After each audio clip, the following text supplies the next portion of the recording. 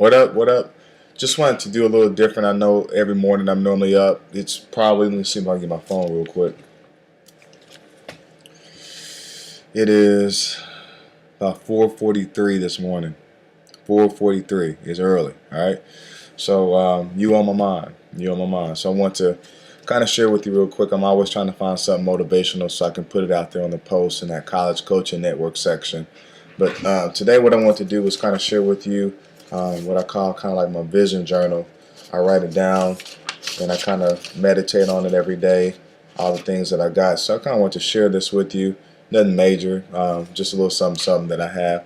Keeps me motivated, stuff like that. But just how important our mind is. This big old head I got, our minds, just to make sure that people are staying focused on what it is that they want to experience out of life. So I just wanted to kind of go through some of the things that I'm writing down in my journal, show you kind of my thought process, and maybe you can kind of take some notes and do some things like this for yourself. So first part of it is called, I'm actually coming up, I'm in the process of writing a book on this, and a workbook. It's called Your Personal Economy. So I'm kind of giving you a sneak peek of what this looks like, your personal economy.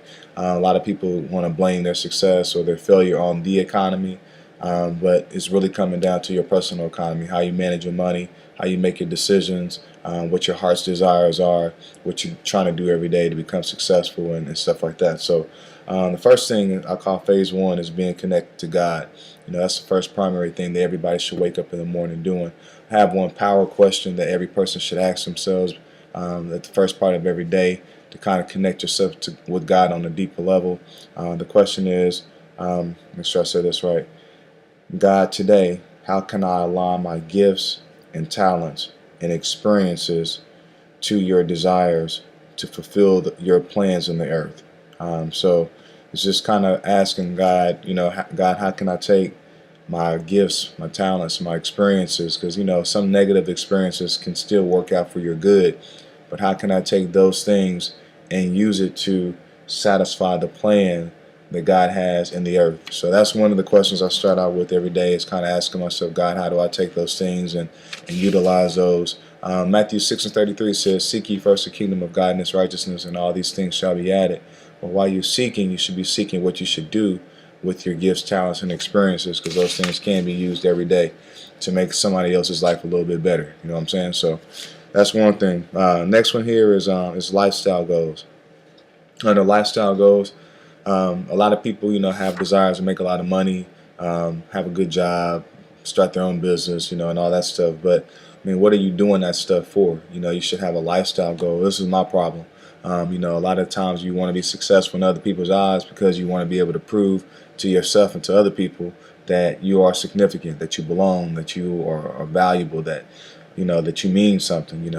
But at the end of the day, I mean, some of the people that you think are your friends will never be there for you in the hospital when you need them. You know what I'm saying? So, they won't be at your funeral. Or they may be at your funeral hating on you, or just trying to see what everybody's going to say about you, whatever. But at the end of the day, it's about your family, your friends, your support system. So my lifestyle goals is, I want to take a certain amount of vacations every year. Every Friday, I really want to be able to do some things where we go to different restaurants and experience the different cultures and foods that are within our city. So my kids will be able to, when they grow up, know kind of like where the little, we call them hole-in-the-wall restaurants are, so they can be able to, take their kids there and stuff like that when they get older. Just, part of a family tradition, something I want to start creating. Be home at a decent time every night so I can work on cooking. My mom's an excellent cook. My uncle is an excellent cook. My grandmother was an excellent cook. Kind of runs in our family. I really can't cook a lot because I'm always out trying to make money. So the time that I do cook, it seems like everybody loves it. So I want to be able to do that more and things like that. Things as far as my legacy portions, I'll go into that. But I want to teach my kids as far as my legacy and lifestyle is how to have faith, work ethic, never give up on adversity during adversity. How to set goals, how to cook, how to manage money, and how to understand multiple streams of income. You want to have multiple streams nowadays. These jobs will let you go in a heartbeat. Proper dressing, which I probably need some help on that myself.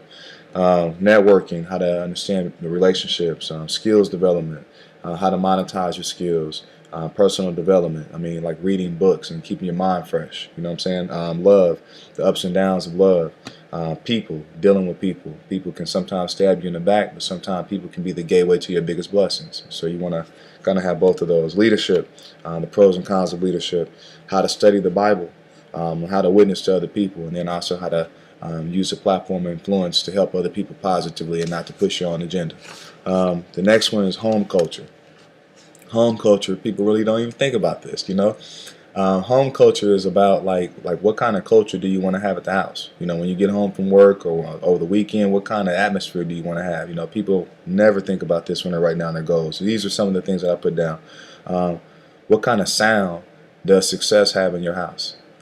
Right? Think about that. What kind of sound does that have? Like the sound that I say is loud noises. There's a lot of fun and games. Listen and stop putting things before my kids, like that.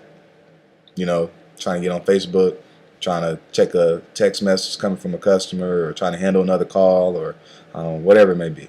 Church work, whatever. Don't put that before your kids. If they're talking to you and then you're on your phone, you're not paying attention to them, and eventually they're gonna be at the house, and guess what you're gonna have? This is not gonna be there for you when you're in hospital. You know what I'm saying? So make sure you take the time to understand priorities. Laughter. I try to tell a joke a week. I would tell you a joke, but I don't want to do that right now. But party-like atmosphere, where there's a whole lot of fun going on, people enjoying themselves. I say this to myself, and I had to really continue to work on this one, is work hard, play hard. Just simple. Work hard, play hard. So if you're going to work hard, enjoy yourself just as much as you're working. And then I always look for ways to create memories. I always look for those kind of small moments in the house. The other thing, lifestyle environment. The neighborhood you live in. I want to have nice neighbors. Definitely want to have low crime, common everyday people. Don't need to be around people that have, I got a big nose, but people that have their nose all up, I don't want to gross you out on that. Good school, the teachers that connect to my kids, safe environment, and then people who are striving to do better in life, that kind of thing. Church environment. I think this is important. You should write this down. You can't complain about something if you don't have any expectations for what you're looking for. People that are nice, great worship service, people who love God, leadership with a passion for God's kingdom, people who seek ways to add value to others. That's important. You walk around and somebody sees that you're trying to start your own business in the church, and they're giving you connections to people that they know that can help you out, or they're giving you words of encouragement or whatever. That's what you want, from your church. Word teaching, church, discipleship programs for all ages, and then community focus and outreach. So that's what I got down there. Lifestyle, as far as your budget, 10% of your money should first go to God. That's your tithe. It's not about your money. It's not about the pastor. It's not about the church building, the building fund. None of that stuff is about your relationship with God. Second 10%, and I don't want to go too heavy into this, but that should go towards not a 401k or stock or whatever. It should actually go towards your own personal development. There's been a man that's very, very successful, and he stated, Frank Templeton stated, the first investment that you should make should be in yourself. Shouldn't be in some mutual fund or something like that. You don't know any of those people that run those companies, but you do know yourself, and you know how you think, and what you invest in as far as your thought process will determine the direction of your life. So you should first invest in God's kingdom and your relationship with God. Secondly, you should invest in yourself. What do? You should have like books. You know what I'm saying? I've got a library over there full of books and CDs and tapes and all that stuff. I'm constantly investing in myself to make sure that my mind is at a level where I can think and make decisions. I'm not making the best ones all the time, but I'm striving to invest in my education, my mind. And then the other things that I have is the other 10% should go into making sure you have 3 to 6 months reserves.